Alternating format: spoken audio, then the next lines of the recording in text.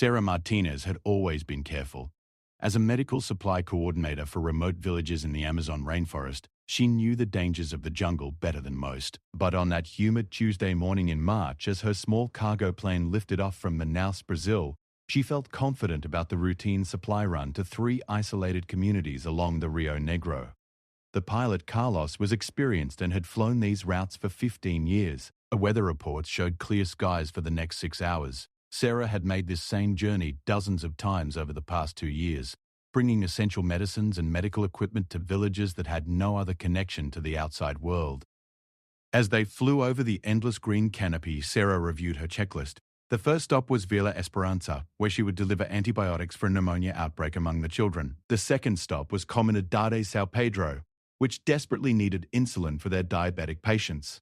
The final destination was Aldeia Nova, where a pregnant woman was experiencing complications and needed immediate medical attention. The plane carried more than just supplies. Sarah had become a lifeline for these communities. Children would run out to greet her when they heard the plane's engine. Elderly villagers would share stories of their families with her while she organized the medical deliveries. She spoke fluent Portuguese and had learned enough of the local indigenous languages to communicate basic medical instructions. 2 hours into the flight, the weather began to change rapidly. What had started as scattered clouds quickly developed into towering thunderheads. Carlos frowned at his instruments and radioed the control tower in Manaus. The response crackled through heavy static, but the message was clear. A severe storm system had moved in faster than predicted, and they needed to find somewhere to land immediately. The small plane began to shake as turbulence increased. Rain started pelting the windshield, making it difficult to see. Carlos scanned the horizon for any sign of a clearing or river wide enough for an emergency landing. Sarah gripped her seat and watched the altitude gauge drop as Carlos struggled to maintain control. "There's an opening ahead," Carlos shouted over the engine noise. "I can see what looks like a river bend." "We're going to have to put her down in the water." Sarah's heart raced as she looked down at the medical supplies secured behind her seat. These medications represented the only hope for dozens of people in the villages they were supposed to visit. Without the antibiotics, children might die. Without the insulin, diabetic patients would face serious complications. The pregnant woman in Aldeia Nova was counting on the emergency medical kit Sarah carried. The plane descended rapidly through the storm. Lightning flashed around them, and the rain became so heavy that visibility dropped to almost zero. Carlos fought to keep the aircraft steady as they approached the water. At the last moment, he managed to level out the plane and hit the river surface at a shallow angle. The impact was jarring but not catastrophic. The plane skipped once across the water before settling and beginning to sink slowly. Carlos quickly shut off the engine and electrical systems while Sarah grabbed the emergency bag and as many medical supplies as she could carry. They had perhaps 2 minutes before the plane would be completely submerged. "The life raft," Carlos said, pointing to the emergency equipment panel. Together, they deployed the small inflatable raft and transferred the most critical supplies. Sarah made a difficult decision to prioritize the antibiotics for the children, the insulin, and the emergency medical kit for the pregnant woman. She had to leave behind other valuable supplies that were too heavy or bulky. As they pushed away from the sinking plane, Sarah realized the full magnitude of their situation. They were somewhere in the middle of the Amazon rainforest, at least 50 miles from the nearest known village. The storm showed no signs of letting up, and their emergency beacon had been damaged during the crash landing. Carlos tried to start the small outboard motor attached to the raft, but it had been soaked during the evacuation and refused to start. They would have to paddle, and with the current pushing them downstream, they had little control over their direction. The river was swollen from the heavy rains, making it dangerous to get too close to the banks where fallen trees and debris created hazards. For the first few hours, they focused on staying afloat and keeping the medical supplies dry. Sarah used her knowledge of the local geography to try to determine their location, but the storm made it impossible to see any landmarks. As night approached, the temperature dropped, and they realized they would have to spend the night on the water. The darkness brought new dangers. They could hear animals moving through the forest along the riverbanks. Caimans splashed in the water nearby, their eyes reflecting like tiny lights in the darkness. Sarah and Carlos took turns staying awake to watch for hazards while the other tried to rest. By morning, the storm had passed, but their situation had not improved. The river had carried them far from their intended route, and Sarah estimated they were now even further from any known settlement. The emergency rations in the life raft would last only a few days, and they had no way to purify the river water for drinking. As the sun rose higher, Sarah looked at the medical supplies they had rescued from the plane. Children in Villa Esperanza were waiting for those antibiotics. Diabetic patients in Comunidade São Pedro needed their insulin before they went into crisis. The pregnant woman in Aldea Nova was counting on the emergency medical kit that Sarah now carried in a waterproof bag. The weight of responsibility pressed down on her as heavily as the humid air. She had dedicated her career to helping these remote communities, and now she faced the possibility of failing them all. But Sarah Martinez was not someone who gave up easily. She had overcome challenges before, and she would find a way to complete her mission no matter what obstacles lay ahead. Carlos pointed to a bend in the river where the current seemed to slow down. "We should try to reach the shore there," he said. "Maybe we can find higher ground and figure out where we are." Sarah nodded, knowing that their real journey was just beginning. The crash had been only the first challenge. Now they faced the Amazon rainforest itself, with its countless dangers and the urgent mission that drove her forward. The lives of people she cared about depended on her finding a way home. As they paddled toward the riverbank, Sarah made a silent promise to the communities she served. She would find a way to reach them, no matter how long it took or what dangers she faced.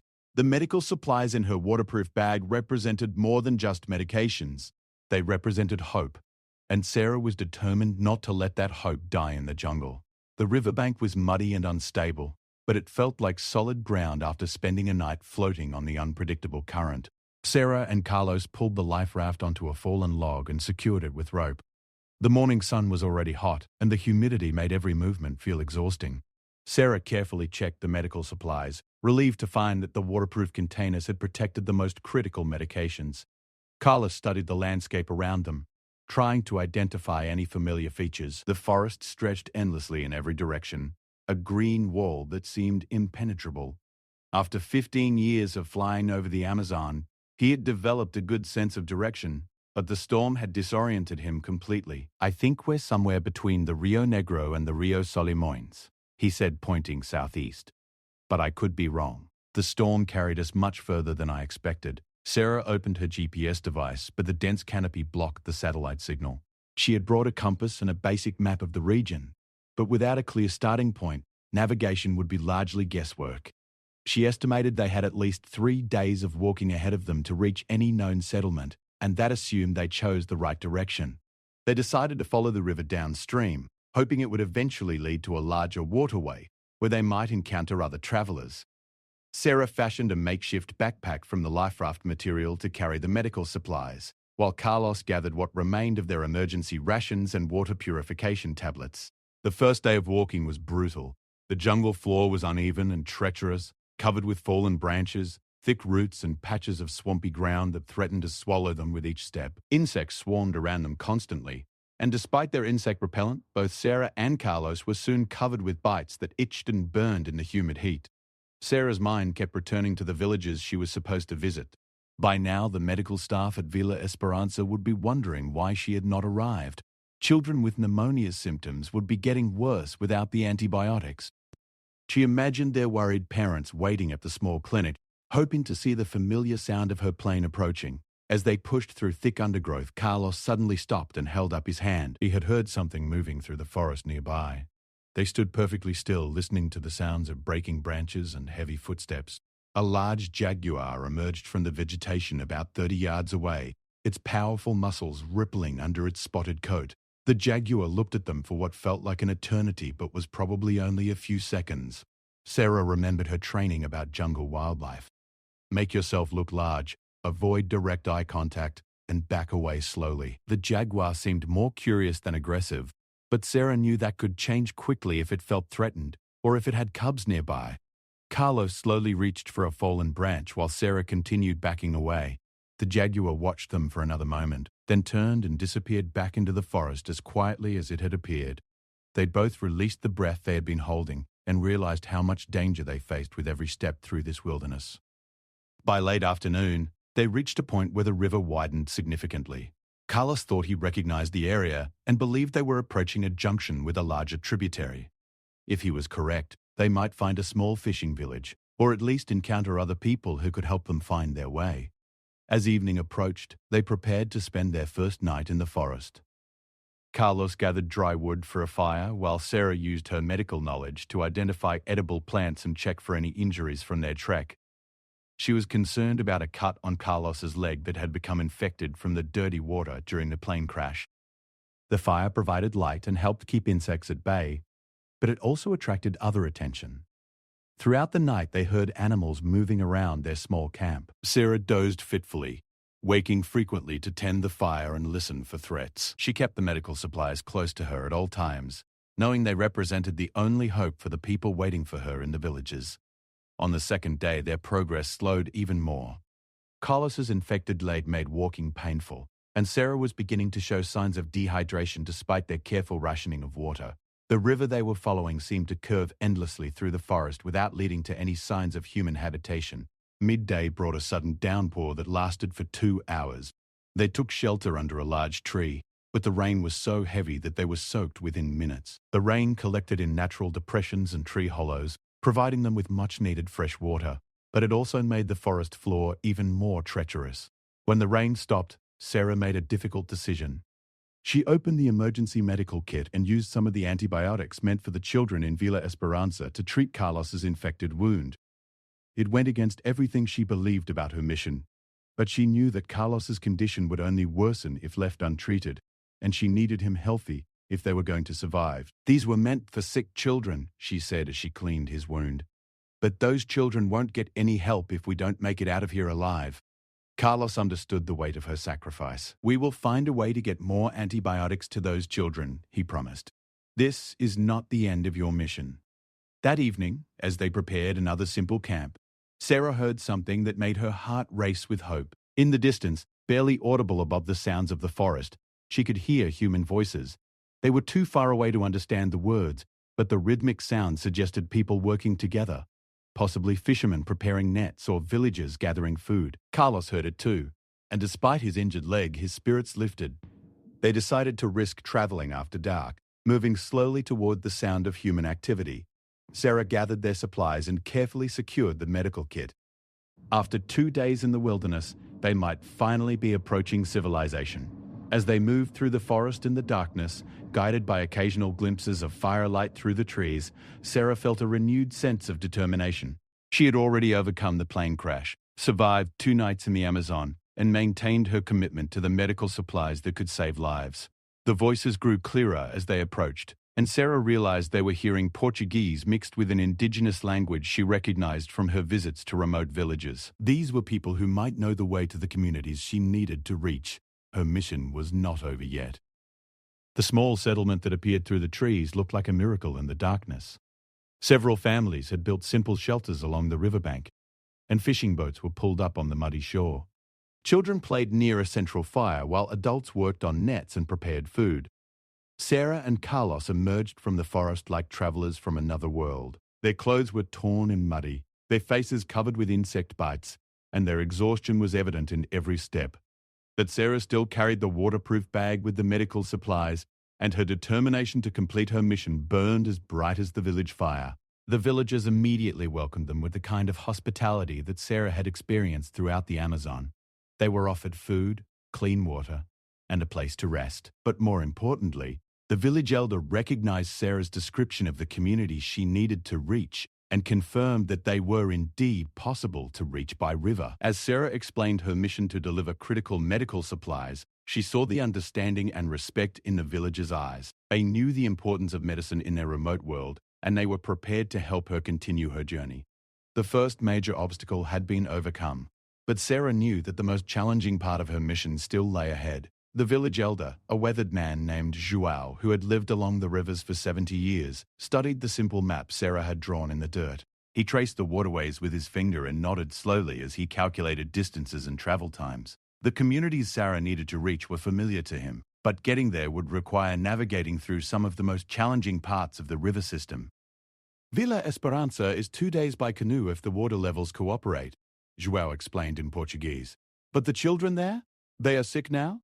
Sarah nodded, feeling the weight of every passing hour. Pneumonia outbreak. Without antibiotics, some of them could die within days. João called to his nephew Miguel, a young man in his 20s who knew the rivers as well as anyone in the village. Miguel had been to all three communities Sarah needed to reach, and he owned a sturdy canoe with a small motor that could handle the journey. "I will take you," Miguel said without hesitation. "My own daughter was saved by medicine from the outside world 2 years ago. I understand what these supplies mean to the families waiting for them." They prepared to leave immediately, despite the approaching darkness. Shawal's wife, Maria, packed food and fresh water for the journey, while other villagers contributed fuel for the motor and additional supplies. Sarah was moved by their generosity, but she also understood that these people saw her mission as part of their shared responsibility to help isolated communities. Carlos would stay in the village to recover from his infected leg wound, but he insisted on giving Sarah his emergency radio. "It has limited range, but if you get close enough to any settlements with communication equipment, you might be able to call for additional help," he said. As they loaded the canoe, Sarah carefully arranged the medical supplies to keep them secure and dry.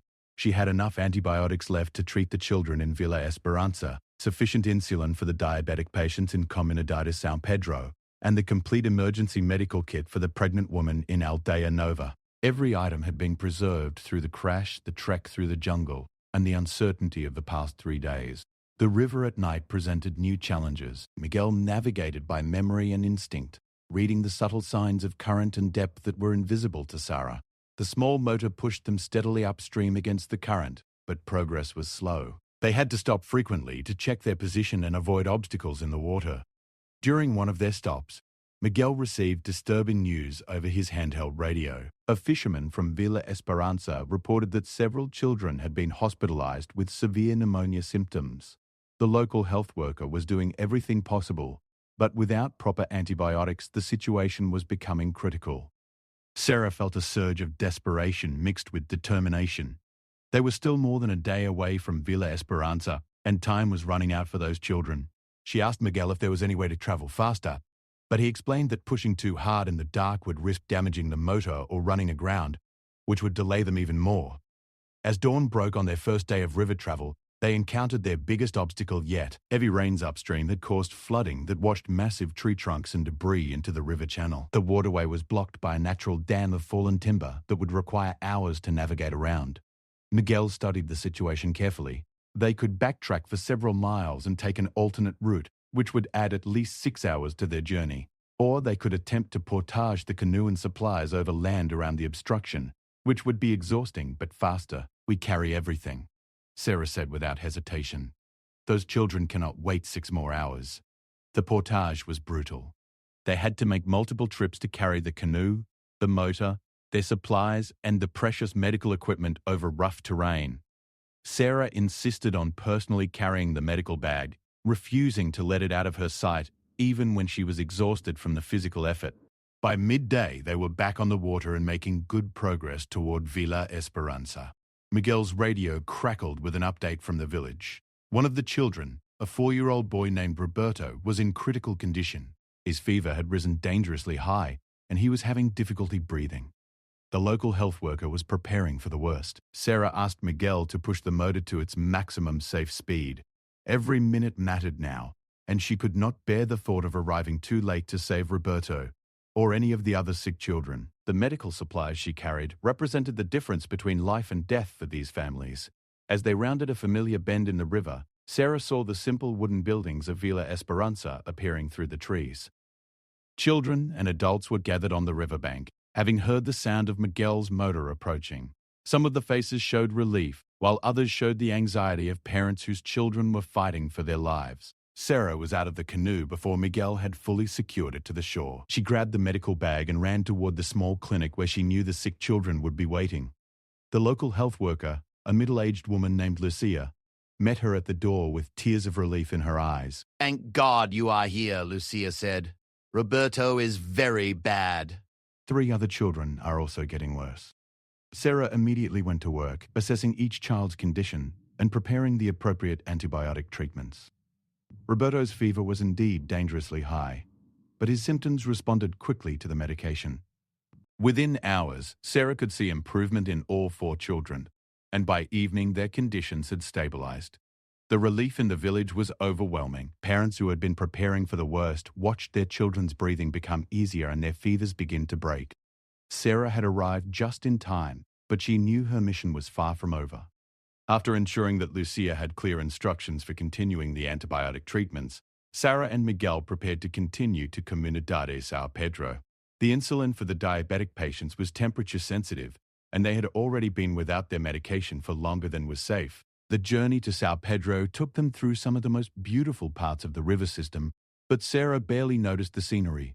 Her focus remained entirely on reaching the remaining communities before any more lives were lost. Miguel's radio brought regular updates from both villages, and the news from São Pedro was concerning.